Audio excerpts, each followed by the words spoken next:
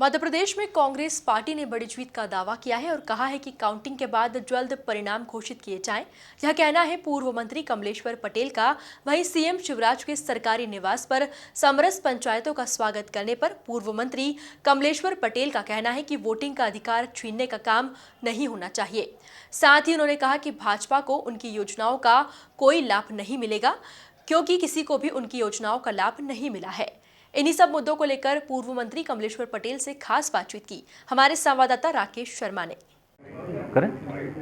मध्य प्रदेश में पंचायत चुनाव के बाद तस्वीर कुछ साफ नजर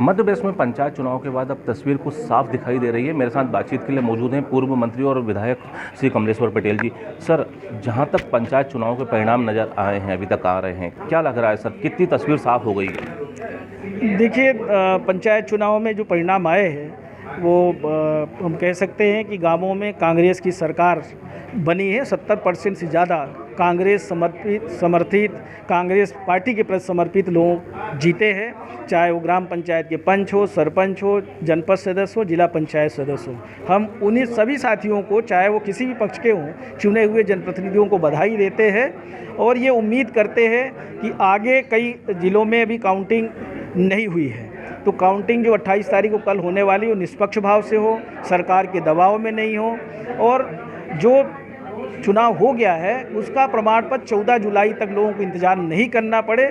उसको राज्य निर्वाचन आयोग को जल्दी से जल्दी 1 सप्ताह के अंदर उनको प्रमाण पत्र दिलवाएं, और जिससे वो धरपकड़ उनके साथ नहीं हो, बदतमीजी नहीं हो, किसी प्रकार की अशिष्टता नहीं हो, और जल्दी से जल्दी सामान्य सभा की 15 दिवस के अंदर बैठक हो और हमारे जो गांव की सरकार है वो काम करना शुरू कर दे।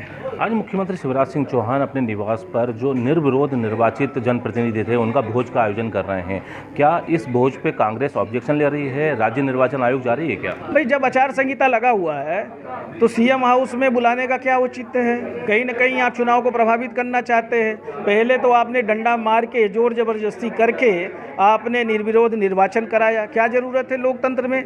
बल्कि चुनाव लड़ने के लिए प्रोत्साहित करना चाहिए। गांव के लोग खुद अगर चाहे समन्वय बनाएं और गांव के लोग खुद अगर व्यवस्था बना ले कि नहीं, हमारे यहाँ बड़ा अच्छा सामंजस्य है, ये व्यक्ति बहुत अच्छा है, हम इसको निर्विरोध चुनते हैं, वो ठीक है। सरकार क्यों इस तरह का प्रोत्साहन दे रही है? हम एक तरफ चुनाव के लिए कि चुनाव निष्पक्ष हो, लोकतंत्र की तो हत्या करने का प्रयास है ना। चुनाव होना चाहिए। एक तरफ राजीव गांधी जी थे, मताधिकार 21 वर्ष से घटा के 18 वर्ष करने का काम किया था कि हमारे ज़्यादा से ज़्यादा नौजवान वोट में पार्टिसिपेट करें, ज़्यादा से ज़्यादा अधिकार संपन्न बने, उनको भी मौका मिले। पर यहाँ तो रोकने का प्रयास हो रहा है। कई जिलों में इनके मंत्री, भाजपा के नेता दबाव बना के निर्विरोध करा, प्रशासनिक तंत्र का दुरुपयोग कर रहे हैं। और अभी भी जिस तरह से रिजल्ट आने के बाद धरपकड़ और ये सारी चीज़ें जो इनकी प्लानिंग है, इसमें भी मेरा विरोध है कि जल्दी से जल्दी प्रमाण पत्र दिलाइए और 15 दिवस के अंदर सामान्य सभा की बैठक हो, और जो चुने गए हैं लोग अपने मनसानुसार स्वतंत्र रूप से अपना जनपद अध्यक्ष चुने, जिला पंचायत अध्यक्ष चुने, ग्राम पंचायत के उप सरपंच का चयन करें और निष्पक्ष भाव से गाँवों में काम शुरू हो जाए। सर, कमलेश्वर जी भी आपने बात की है, लेकिन मुख्यमंत्री शिवराज सिंह चौहान निकाय चुनाव में जहां जहां अपना रोड शो कर रहे हैं, वहां कमलनाथ सरकार द्वारा जो योजनाएं अपने कार्यकाल में बंद कर दी गई थी, या जो उनकी योजनाएं थी जो उनको बंद कर दी गई, वो बार बार उस बात को मेंशन कर रहे हैं। आपको क्या लगता है ये जो बात मेंशन की जा रही है, तो क्या इससे कांग्रेस को नुकसान होगा? कांग्रेस को 1% नुकसान नहीं है। 18 वर्ष से भारतीय जनता पार्टी की सरकार है, 18 वर्ष से ज़्यादा होने वाले हैं, तो 18 वर्ष से क्या ये झंझना बजा रहे थे? वही तो कर रही है, सिर्फ नाटक नौटंकी और बड़ी बड़ी बातें करना। पर लोगों को यथार्थ में कोई धरातल पे अगर लाभ मिला होता तो आज इतना विरोध का सामना क्यों भाजपा को करना पड़ता? क्यों इवेंट मैनेजमेंट करना पड़ रहा है? इतना बताने कमलनाथ का विरोध करने की क्या ज़रूरत है? आप अपनी उपलब्धि बताओ ना। जो काम कमलनाथ जी का विरोध कर रहे हैं, संबल योजना में 2 वर्ष से जो प्राकृतिक आपदा में किसी का एक्सीडेंट या किसी भी तरह की मृत्यु हो जाती है, 2 वर्ष से राहत राशि नहीं गई है, लोग परेशान हैं। तो कौन सी संबल योजना? बल्कि संबल योजना हो या जितनी भी इनकी योजनाएं चल रही थी, उसको व्यवस्थित करने का काम किया था। कोई भी योजना कांग्रेस सरकार ने बंद नहीं की थी, भ्रष्टाचार रोकने का प्रयास किया था।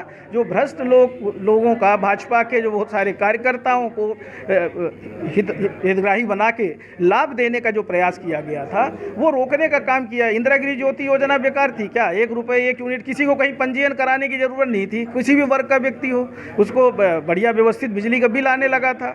10 हार्स पावर तक किसानों का कर्जा माफ़ किया था, 10 हार्स पावर तक बिजली का बिल माफ़ किया था, आधा किया था। वो बेकार था क्या? किसानों का कर्ज माफ़ी किया था, 27 लाख किसानों का कर्जा माफ़ किया। तो ये क्या दुरुपयोग था क्या सत्ता का?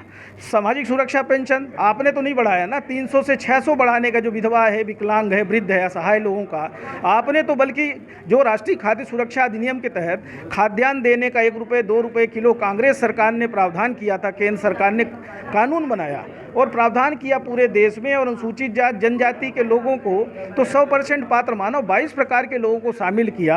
आप उस राष्ट्रीय खाद्य सुरक्षा अधिनियम को आप अपना बता रहे हो। आप क्या कर रहे हो? 1 रुपये अंश मिला दिया राज्य सरकार का, यही किया है ना मोदी जी। अब अपना बता रहे हैं, आप अपना बता रहे हो। आपने कोई ऐसा कानून बनाया हो जिसका विरोध नहीं हो रहा हो तो बात करो। तो जो भी कानून बना रहे हैं उससे तो लोग सड़क पे आ रहे हैं, किसी को लाभ तो मिल नहीं रहा है। तो कांग्रेस ने, चाहे मनरेगा हो, चाहे खाद्य सुरक्षा अधिनियम हो, बहुत सारे कानून, बहुत सारे काम ऐसे किए हैं कि जिससे लोगों को लाभ मिला है कि हम इतने देंगे, वो भी अग्निपथ के माध्यम से, जिसके लिए नौजवान तैयार नहीं है, जो सालों तैयारी करता है। अब उसको आप 4 साल की नौकरी की बात कर रहे हो, उसमें भी कोई भविष्य की रक्षा नहीं है। तो कहीं भी, चाहे ये काला धन की बात हो, चाहे स्मार्ट सिटी की बात हो, डिजिटल इंडिया की बात हो, कहीं कुछ भी धरातल पे दिखाई नहीं दे रहा। सिर्फ इनके नारे बन के रह गए हैं, आओ बनाए मध्य प्रदेश, आओ बनाए ग्राम उदय से भारत उदय।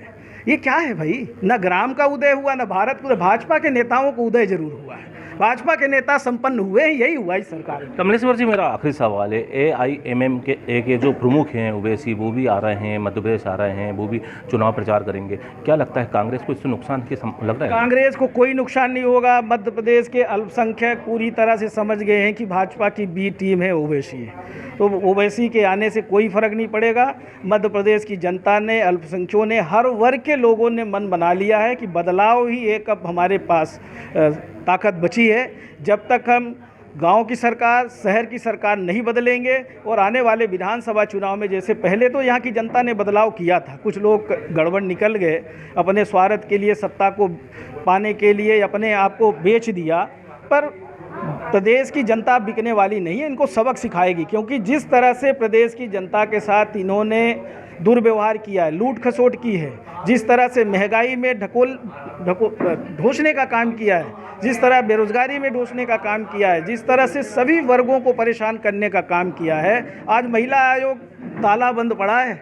हजारों लोग, लाखों की संख्या में महिलाओं को जो न्याय मिलती है जिस संस्था से, अब ये कितने महिला के लिए ये लोग कितने सजग हैं, ये हम इससे अंदाज़ा लगा सकते हैं कि इनको किसी की चिंता नहीं है। SC ST आयोग में ताला लगा हुआ है, पिछड़ा वर्ग आयोग में ताला लगा है।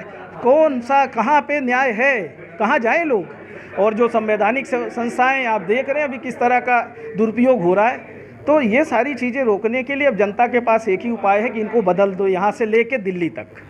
बहुत बहुत धन्यवाद। हमारे साथ बातचीत के लिए मौजूद थे पूर्व मंत्री और कांग्रेस विधायक श्री कमलेश्वर पटेल। बेबाकी से उन्होंने अपनी राय रखी है तमाम मुद्दों को लेकर। उन्होंने विश्वास है निकाय चुनाव में कांग्रेस पार्टी बहुमत के साथ फिर से पताका फहराएगी। भोपाल से वीडियो जर्नलिस्ट सुशील यादव के साथ Rakesh Sharma, MP news TV, Bhopal.